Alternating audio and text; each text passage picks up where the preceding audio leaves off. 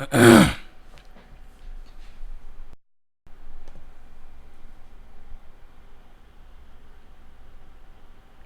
not everybody gonna get a notification. Isn't that dope? I knew that was gonna happen.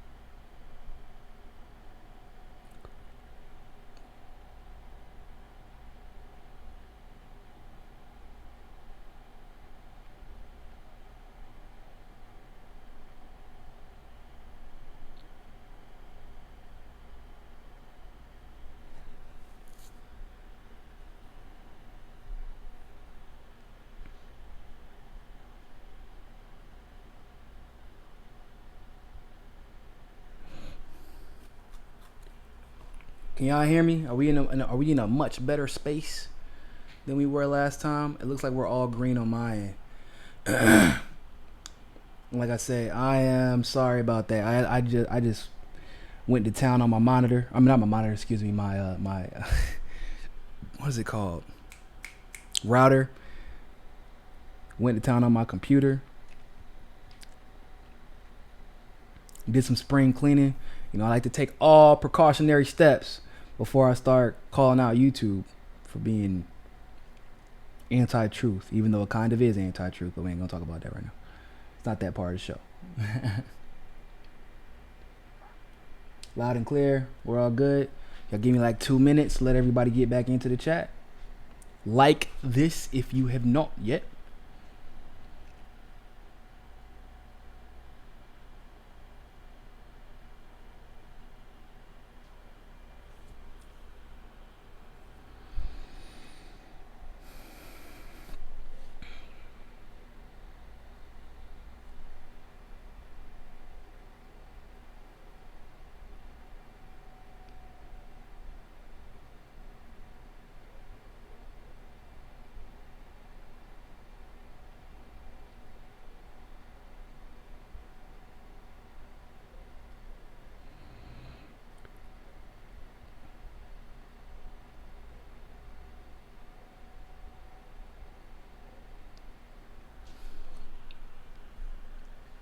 Voice not in sync for real? Oh my goodness.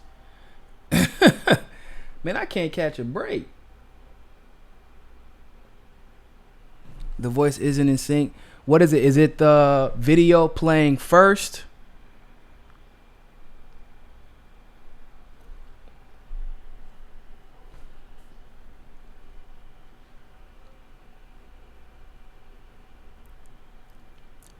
Let me see something. Give me 1 second. I'm going to mute it and I'm going to be right back.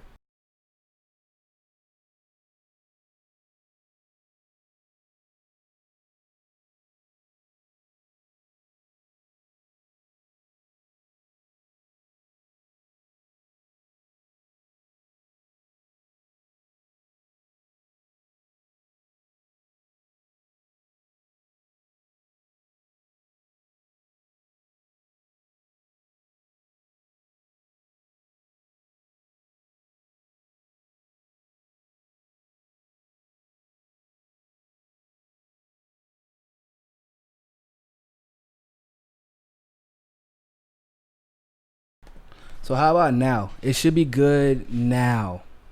Let me know if it isn't. If it isn't, I'll just come log out and log right back into the chat. It shouldn't be an issue. But it should be good right now.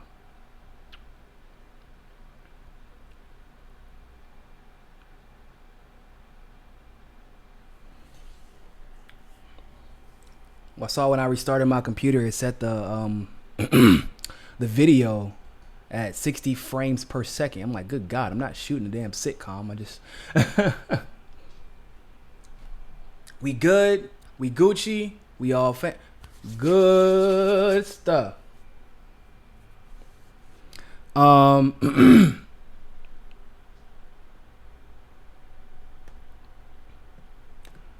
right, good stuff. So Thank you all for coming to this second half of this very problematic live stream segment of Mikasa as Ukasa. Just as a quick reminder, if you could like the video, we greatly appreciate it. That way we can go ahead and get shot back up in the algorithms and let everybody know that we are live. You can share this wherever you're at. Also, just as a side note, when you drop a super chat, make sure to stick around. That way we can get all of your super chats right at the end of each individual segment. Now, this segment coming up is about the Mueller report. That Mueller report was about a bunch of bull. Woo! Okay.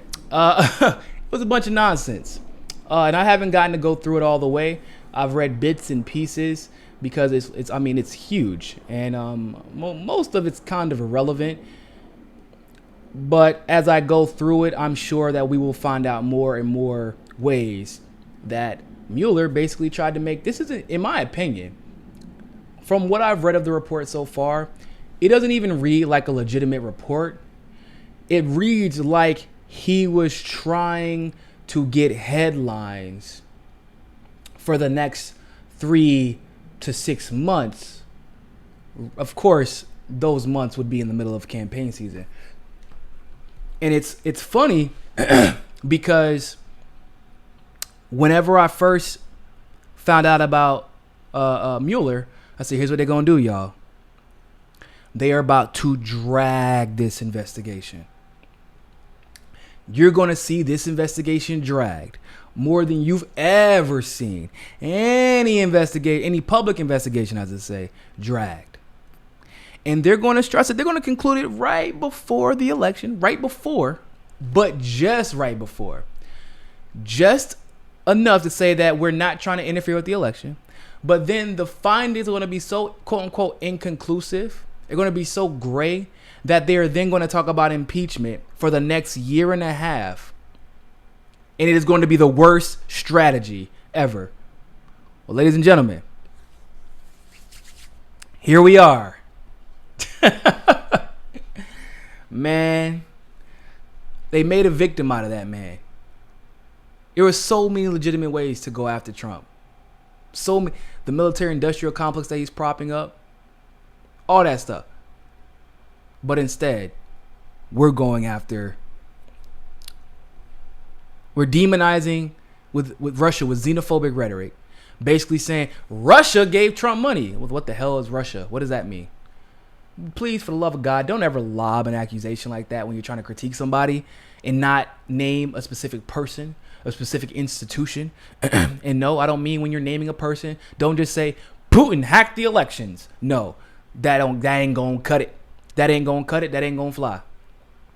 We need real institutions. If you're gonna say somebody hacked an election, it's a pretty bold claim. So, in the midst of these reports, something got a little lost in the fray, and all the discussions that have been had over the last few days. There was one that didn't get brought up, at least not by the mainstream, or at least in a positive light or in an educational light. Julian Assange and Wikileaks and Seth Rich were discussed in this report. I don't want to put that in the title, okay? Because we know with Seth Rich will end you in your YouTube career. We know that you will get demonetized for something with Seth Rich in your titles and your tags. But this is definitely where people want to tune in. So if you have anybody who you want to share this video with, make sure you have them tune in right now. So I want to read you all this. I mean, there were so many lies in this section that I wanted to jump out the damn window when I was done reading it. So, on October 7th, 2016, WikiLeaks released the first email stolen from Podesta's email account. Wait a minute. So basically, people, they literally open up the entire section with a lie. That is a lie. It is a lie. I don't know how else am I going to. It's a lie. It was a lie. I'm going to read this paragraph. Sorry. It just. Woo! I can't stand it. I just don't understand. I see people get away or get punished for for less. And the government gets away with straight lies. Unchecked almost. Luckily, independent journalism has been doing a damn good job. But let me continue. Whew. All right.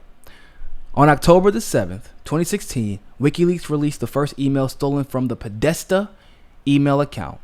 In total, Wikileaks released 33 tranches of stolen emails between October 7, 2016 and November 7th, 2016. The releases included private speeches by Clinton, internal communications between Podesta and other high-ranking members of the Clinton campaign, and correspondence related to the Clinton Foundation. In total, WikiLeaks released over 50,000 documents stolen from Podesta's personal email account. The last in-time email released from Podesta's account was dated March 21st, 2016, 2 days after Podesta received a spear phishing email sent by the quote-unquote GRU.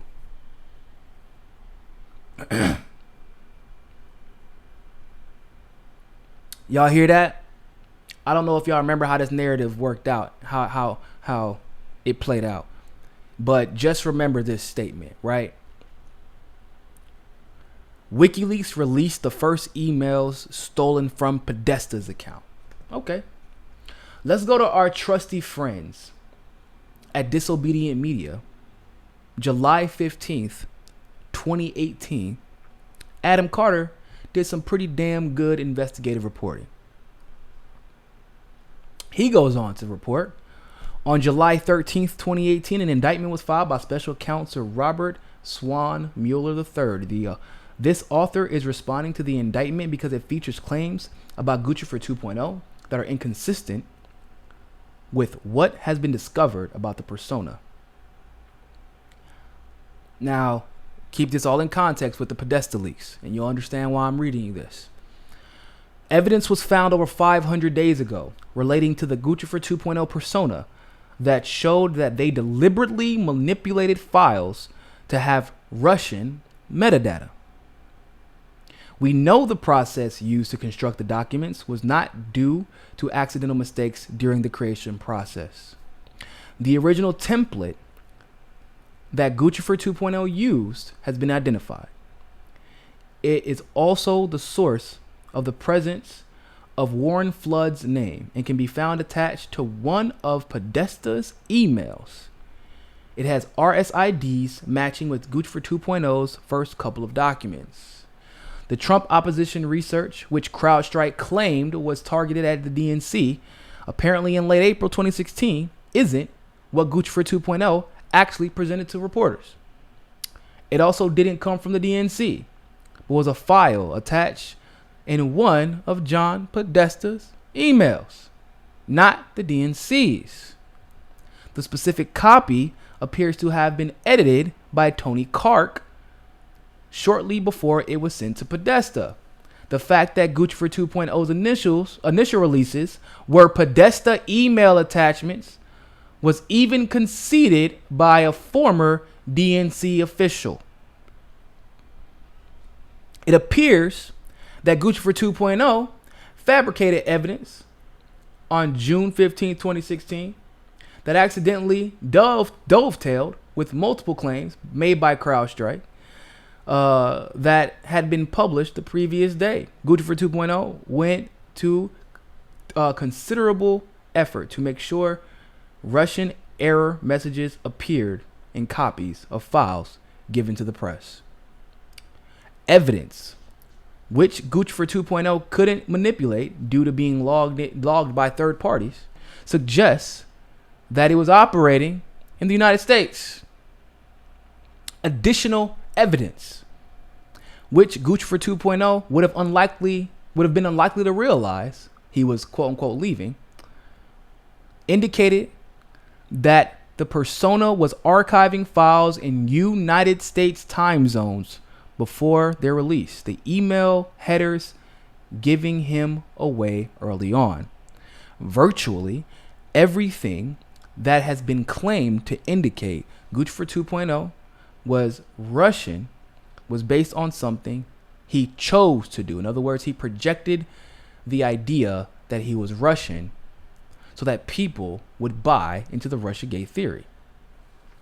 Considering that Guccifer 2.0 had access to Podesta's emails, yet never leaked anything truly damaging to the Clinton campaign, even though he would have had access to it, is highly suspicious. In fact, Guccifer 2.0 never referenced any of the scandals that would later explode with the actual DNC emails and the Podesta email collections that were published eventually by WikiLeaks.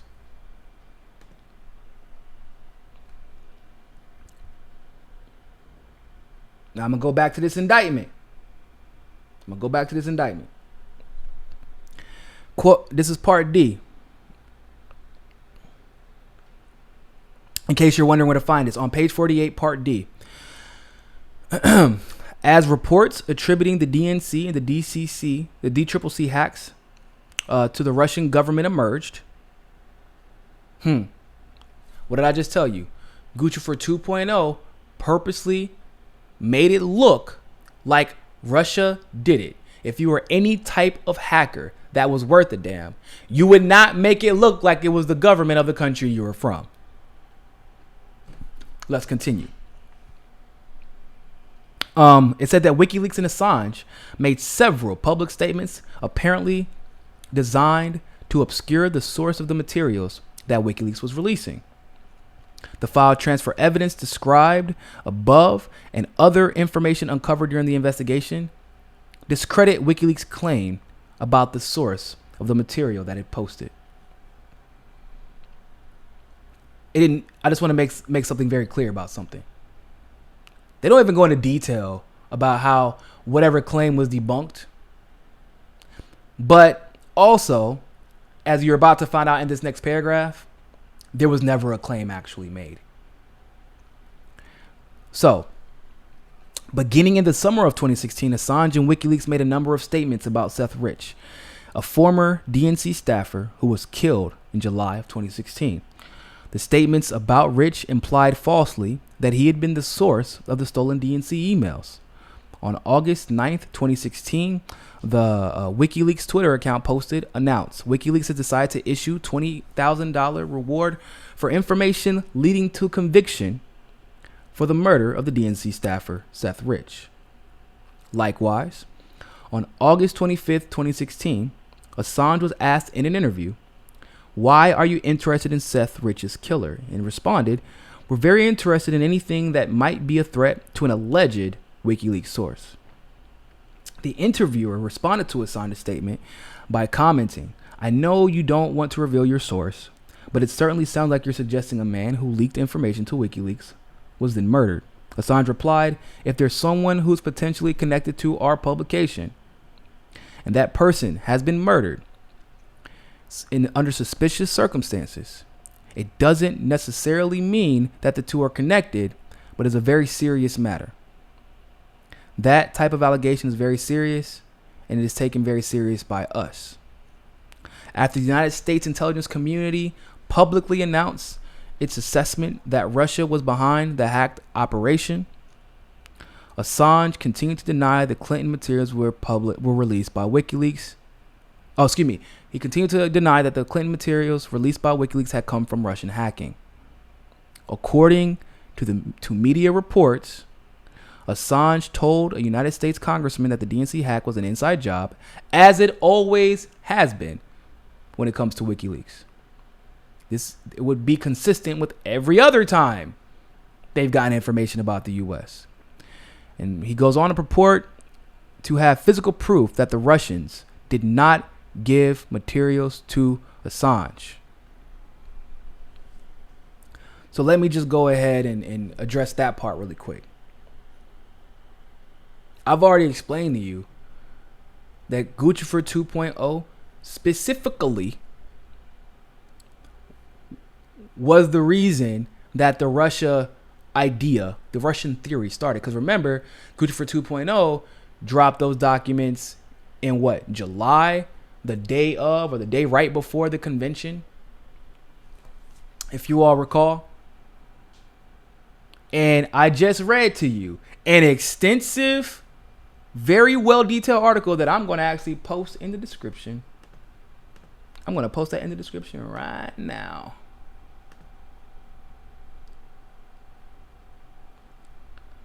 It was a detailed article from Disobedient Media doing their great investigative journalism work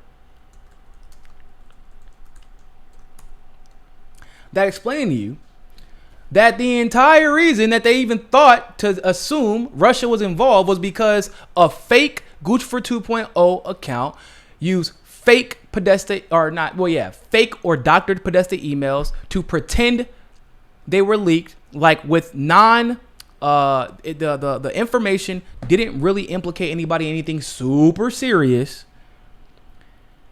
It was from the United States, and then they manipulated the metadata to make it look like they were Russian, because that's what hackers do.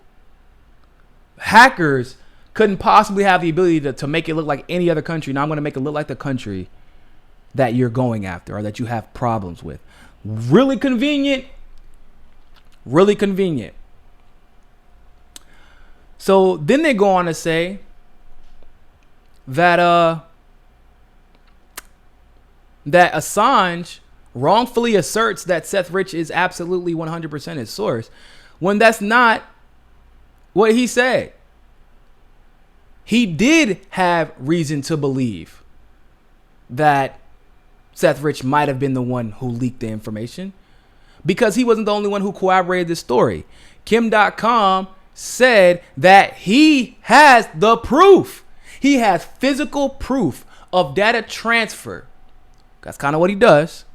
Where even if you might say, well, maybe it doesn't prove that he's 100% the leak, but he's saying he has 100% proof at minimum that he was in contact with Seth Rich, and that if they promised not to arrest him, if they promised amnesty, then he would absolutely come and testify. How many times do you think they got in touch with Kim.com? Julian Assange and his attorney said the same thing. We have the proof. Kim.com said in a live stream, in an interview, and on Twitter, I've called Mueller multiple times, or my attorneys have called Mueller multiple times, saying, hey, if you're trying to solve for the murder of Seth Rich, I have the information that you need. Let me give it to you, please. Mueller never got back in contact with him, despite the fact that Kim.com's very expensive attorneys tried multiple times to give him the information. And yet they're trying to pretend like Julian Assange is somehow maliciously trying to invoke Seth Rich's name. Saying, I don't understand. What's the problem with Wikileaks saying, hey, we'll give $20,000 to solve the murder of a human being that apparently the Democrats only want to use for political gain? I think that's admirable. Because, once again, for people who don't know how that whole story played out, the reason that the murder never got solved, well, it's because of the D.C. Metro Police were obstructing justice to the point where the damn chief of police had to step down because she just could not take the amount of corruption that she saw taking place. And specifically said, before she stepped down, whenever they said, well, everybody in the media is claiming it's a botched robbery, she said there's nothing in the investigation that shows that. Her words, not mine. Nothing in the investigation that showed this was a botched robbery. So it is admirable to me that WikiLeaks said, well, if somebody has information, please provide it to us so we can do what we can do, or do what we can to solve this murder mystery.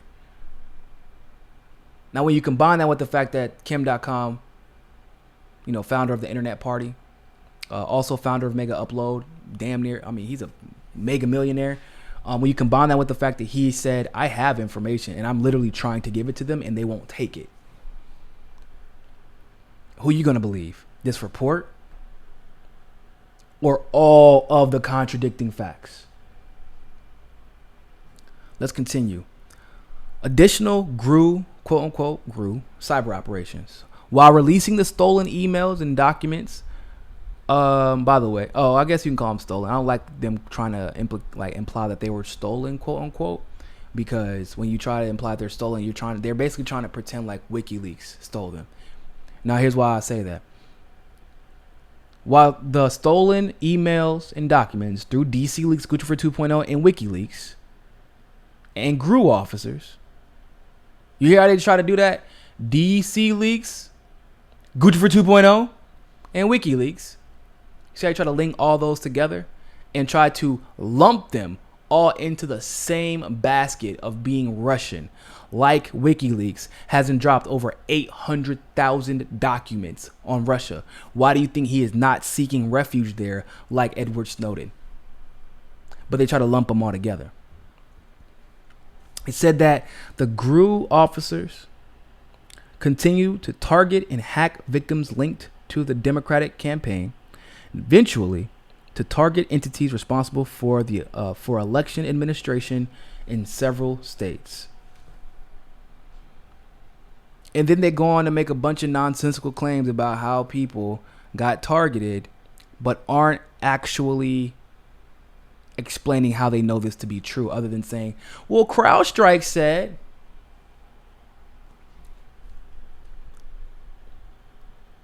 Look, I already read y'all the article. I mean, and this is obviously, I don't want to go 100% deep into it, good Lord. No, you know, we could go into this all night if we start from the beginning.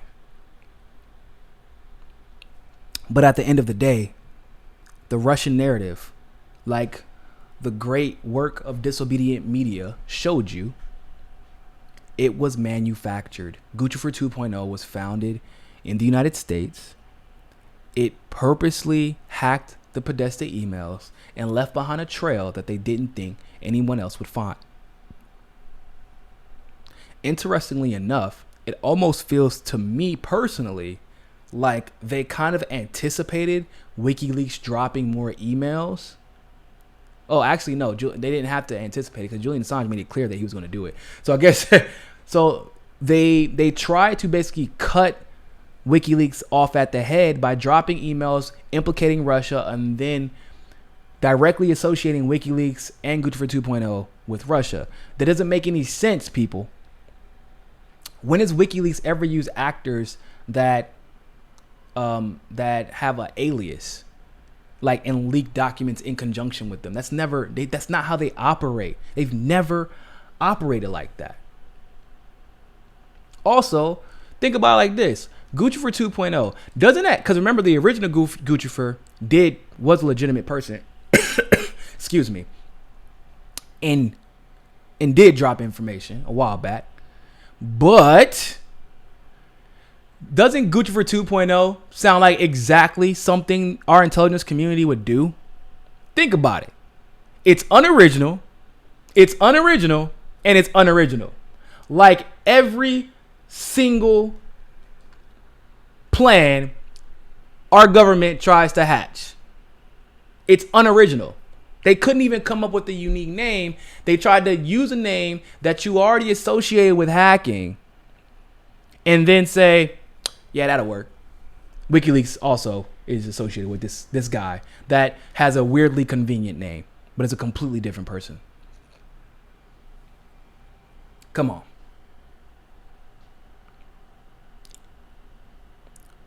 This is ridiculous. I'm tired of Assange's name getting smeared. I'm tired of people looking past the obvious because they're so obsessed with trying to prove themselves right and trying to push a narrative and trying to warmonger. That's another thing that people don't consider. This was convenient for the stocks of the military-industrial complex. They made a lot of money over the last 2 years with the escalation of the possibility of a Cold War. They made a lot of money by us pulling out of that IMF treaty. So ultimately, once again, who wins? The elite, the oligarchs, and who loses? Us. So Yeah, I posted that link in the description, by the way, to the Disobedient Media article, so make sure you check that out. I want to go ahead and move on to this AOC and friends who want to impeach Trump. So, once the Mueller report was finally put out, which all of us had been anticipating, some of us probably thought, hey, maybe we can move on now. I don't know why any of us thought that. I don't know why. Because that's not what's happening. We're not moving on. They're dwelling and focusing and hyper-focusing. Because Rashida Tlaib, as much as I like her, has decided to make a grandiose mistake. She wants to issue articles of impeachment based merely on the fact that Mueller didn't say explicitly that Trump didn't obstruct justice.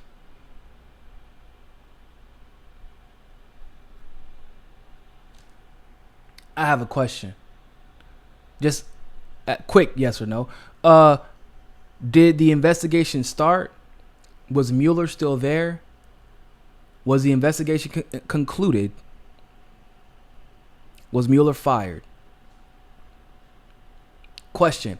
Who fired Andrew McCabe? That was the Office of Inspector General. That was the guy who oversees ethics at the FBI. And he deemed the actions of Andrew McCabe completely unprofessional, unbecoming, and he blasted his conflicts of interest. Once we got the OIG report, we found out that it was much worse than what we originally thought. We found out through the text messages of Peter Strzok and Lisa Page that there was no there. We found out that Andrew McCabe's wife was taking money from the Clinton camp.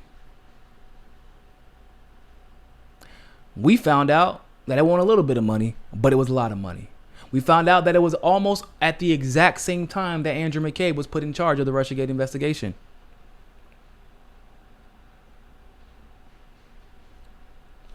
And we found out that James Comey knew about all this stuff.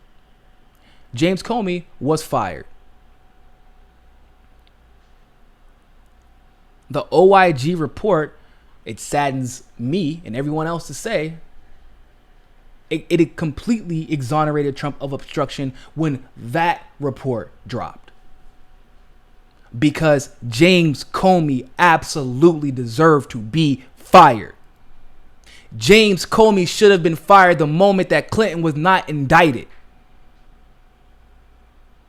James Comey admitted that Clinton leaked classified emails and participated actively and knowingly in illegal acts. But the problem was, we can't recommend indicting her because she didn't intend to break the law.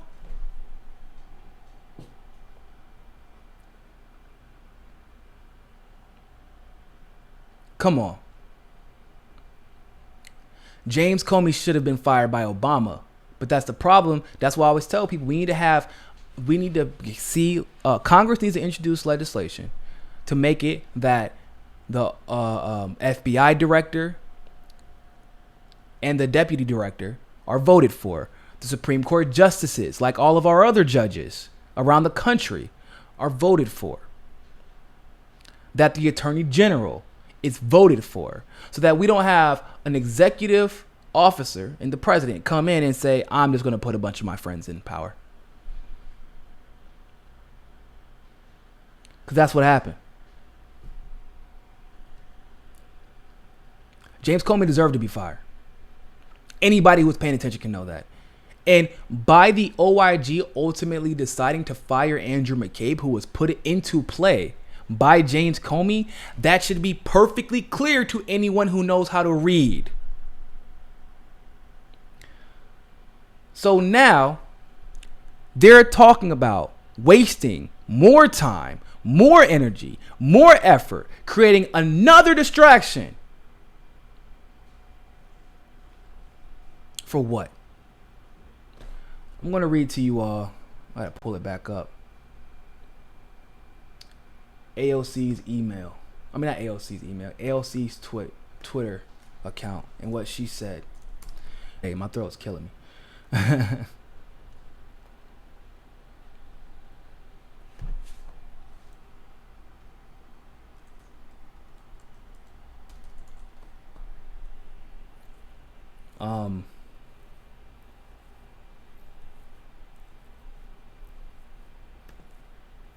Give me a second. It closes out.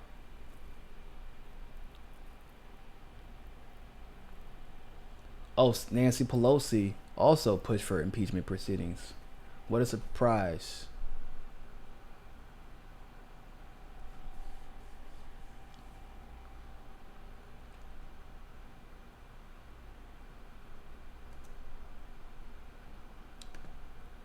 I don't get it. We gonna talk about it though. Give me a second.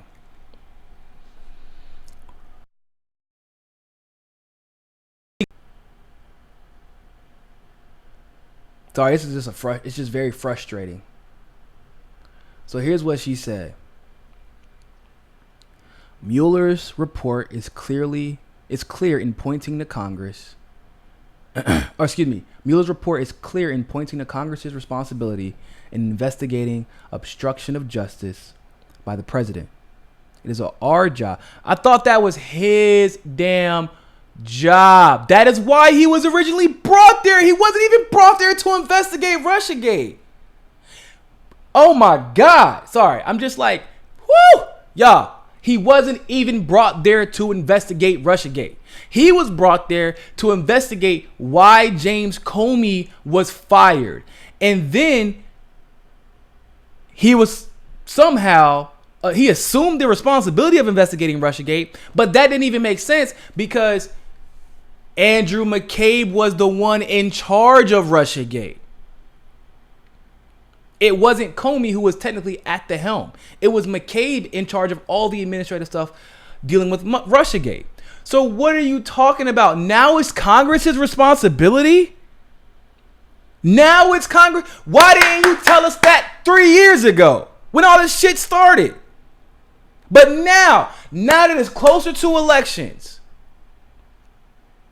now that we're finally coming to an end, now that your headlines up until a week ago had dried up when it came to Russiagate,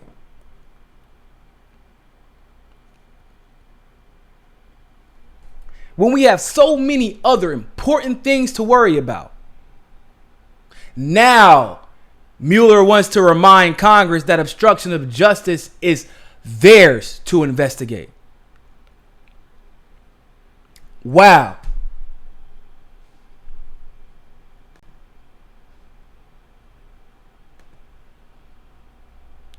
Are we back? We should be back now. Give me a second.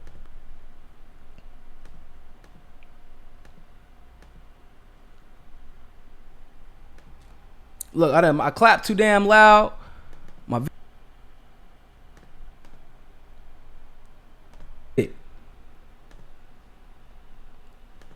But now, all of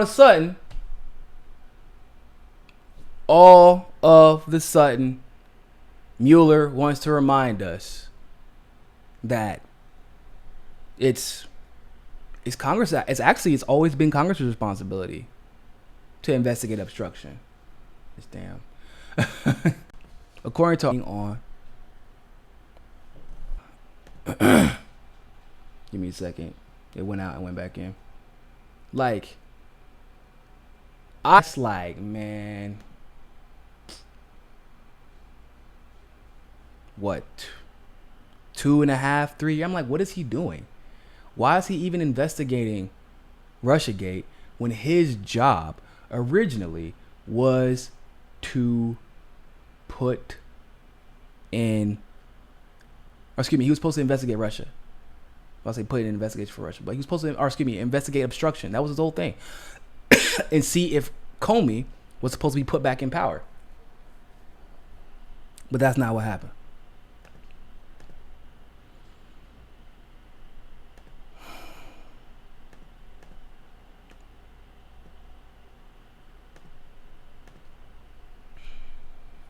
There we go. The sound should be back in sync, people. But that's not what happened. So when I tell y'all it's frustrating to hear AOC talk like this and then use Mueller's words to justify it, it's killing me, y'all. It's killing me.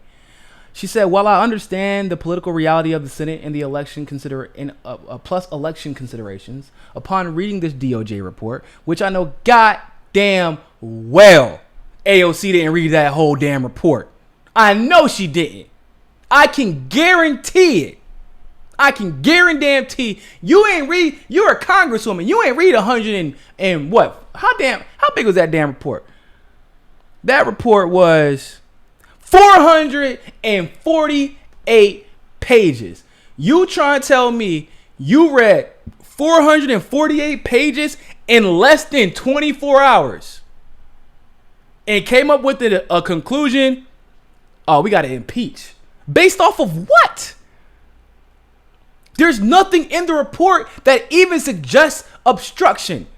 Everything in the report suggests that this would be a waste of time and a distraction from the issues. Let me continue before I blow my damn gasket up in here. She said, I understand the Senate plus the election considerations. Upon reading this DOJ report, which explicitly names Congress in determining obstruction, I cannot see a reason for us to abdicate from our constitutionally mandated responsibility to investigate. Many know I take no pleasure. No, we don't know. But she says this. I take no pleasure in discussions of impeachment. I didn't campaign on it, and I rarely discuss it unprompted. We all prefer working on our priorities, pushing Medicare for all, and tackling student loans and the Green New Deal. Yeah. Okay. But this report squarely puts this on our doorstep. Do y'all believe that? I'm just curious. I really want to know if anybody in the comment section believes that this report puts this on squarely on the foot of Congress to investigate. I thought that the reason that Mueller was brought into the fold was because he's supposed to be investigating obstruction of justice. Like, I thought that was it. Don't get me wrong. I like AOC. She gets it right most of the time. But years old, completely and totally inexperienced, and in my opinion is way too naive and gullible when it comes to certain instances. Sometimes she lets her ego guide her. A lot of politicians do at times. Bernie does the same thing.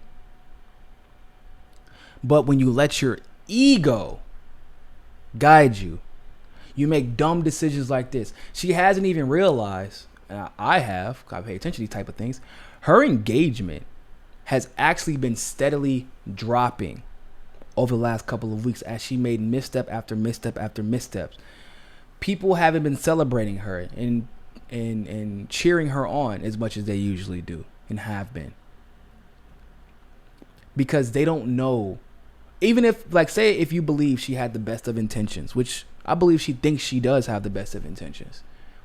People don't know if she has the propensity to make the right choices. Stop following popular opinion and trying to weigh things out and do the right thing based off of the facts in front of you. Damn the consequences as far as the public backlash, because the public is fickle. They bounce back very quickly. This is the conclusion. At the same time, if we had confidence after a thorough investigation of the facts that the president clearly did not commit obstruction of justice, we would so state, based on the facts and applicable legal standards, we're unable to reach that judgment. So accordingly, while this report does not conclude that the president committed a crime, as far as obstruction is concerned. It cannot exonerate him. Y'all, I know I might be being a little harsh, and also I'm not the smartest guy in the room all the time, but I think my reading comprehension skills are okay enough to see that where the fuck did AOC read that it was Congress's responsibility to continue this investigation? Where is that at? Where? I must have missed that shit.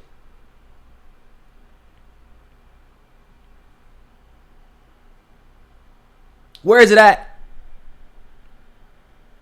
Where is it at?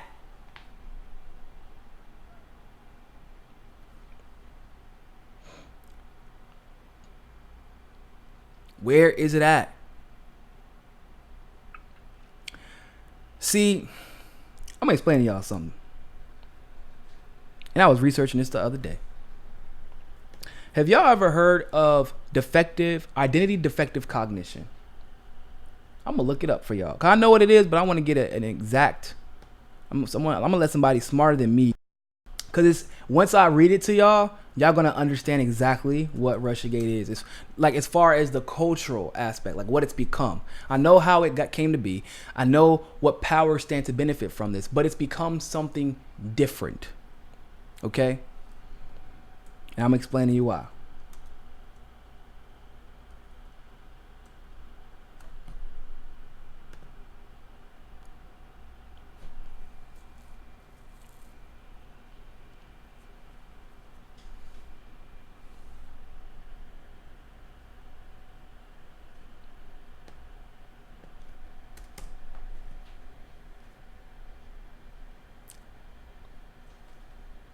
Hold on, I'm gonna find it. Okay, I can't find it. But basically, identity defective cognitive disorder is when you have basically wrapped your entire identity in something that you believe to be true, whether it's an ideology, whether it's a person, right? Whether it's a sports team, whatever. You not only wrap yourself around this, but in a lot of cases, your entire livelihood is attached to this idea. Your friends all believe the same thing. Friends that you may have made very recently, that you've grown very fond of, because in every other aspect, you also get along. But this is the one thing that holds you all together. You've probably invested a lot of yourself, of your emotions, and to some degree, in some instances, people have invested or are invested like career-wise in certain ideologies. What this disorder is when someone confronts you, keeping all that in mind, when someone confronts you and with the facts, like, hey, I'm sorry, but A, B, C, D is wrong. When your entire livelihood is dependent on this ideology, when every friend that you've made over the last 2 to 3 years is dependent on this ideology, even your career now is dependent on this ideology prevailing, you will push back harder on the truth. Like all of a sudden, you go from being able to, eloquently articulate yourself and kind of be convincing. But then when you found out for absolute fact that you were wrong, and now you see your identity being at risk, you become unhinged, essentially. You become unhinged. What did we see happen the day that the Mueller indictments never came down the pipe for Trump? With Rachel Maddow and even Cenk from TYT and a lot of other people. They have staked their entire career on Russiagate being real. And it never was. the Dems had staked their entire election on Trump being a Russian asset.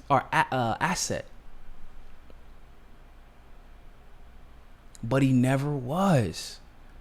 And they can't let it go.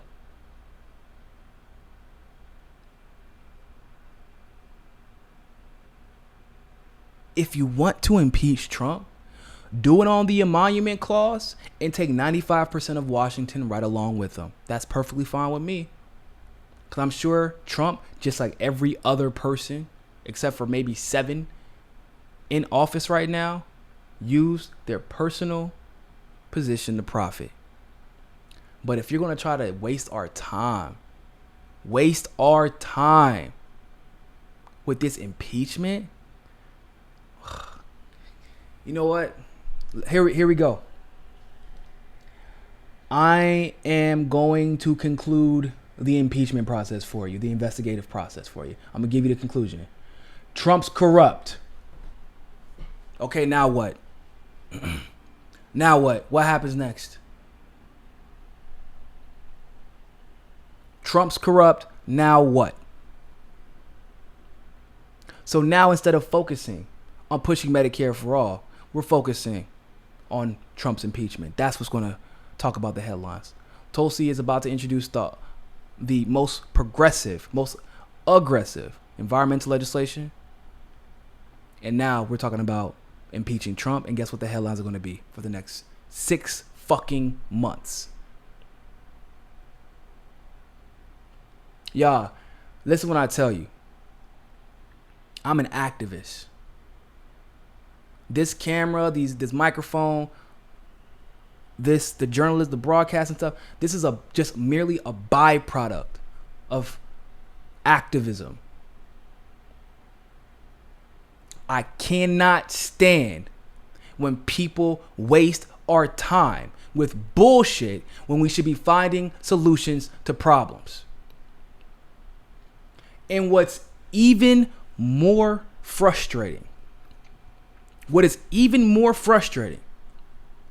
is the fact that Tulsi Gabbard actually has a solution. But AOC can make it known to the whole world, oh, I support articles of impeachment using some bullshit logic.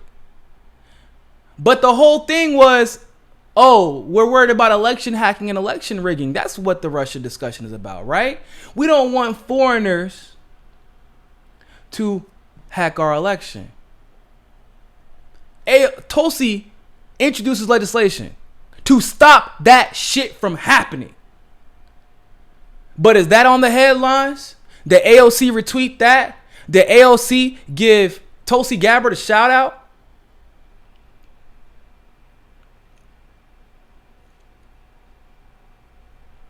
This is why I say I like AOC. I think she has a good heart. I even think for the most part her heart is in the right place. But when you govern by ego, when you pretend that Congress is a popularity contest to be won on Twitter, you will eventually fail, regardless of whether or not you take corporate dollars. When you stop listening to the people and you start listening to those same people who have been leading the country wrong for this entire time, why are you going to be surprised at failed results? So now, instead of the headlines being the off act that Tulsi is about to reintroduce, now instead of the headlines being Tulsi's Securing Americans Elections Act, now instead of the headlines being Bernie Sanders introducing Medicare for all in the Senate and it also being about to be introduced again into the House, now the headlines are going to be impeachment,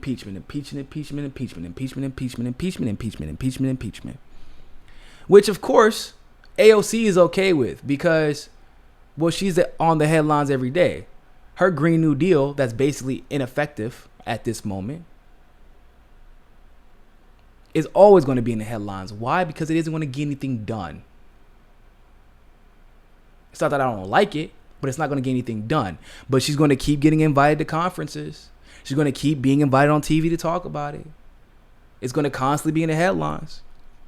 While the legislation that would fundamentally change our country for the better will be ignored because, well, those pieces of legislation are meant to be effective and productive, whereas they know the Green New Deal isn't going to amount to shit in its current form.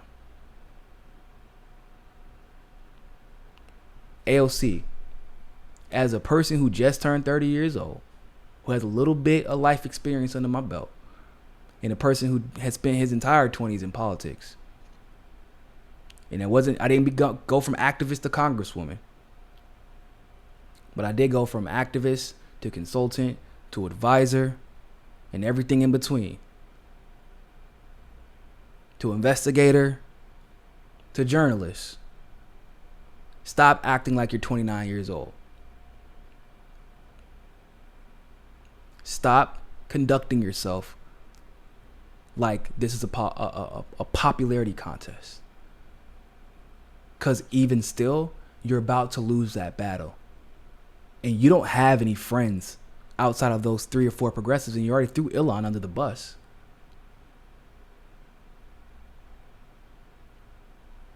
I know that you are progressive, but this type of shit it's not sustainable. Y'all just got the House back and you're about to lose it. You're about to lose the House. You have to pray to whatever God you pray to that Bernie Sanders or Tulsi Gabbard wins. Because otherwise, you're not going to be able to galvanize the people. You've already created a victim out of Trump. And I don't know if you understand how victimhood works in the conservative movement, but they love playing victim. And you just made Trump a victim in another witch hunt. Let me go ahead and shut up. So let me get to these super chats and I'm going to take off. So, Giovanna Liviana, the Dem Party will burn in hell before I vote for one of their corporate pimps. Bernie or Tulsi, only progressive candidates, progressive or bust. I hear that. Thanks for the super chat. Mr. Broganaz, thanks for the super chat. Hey, keep speaking the truth. Free Julian.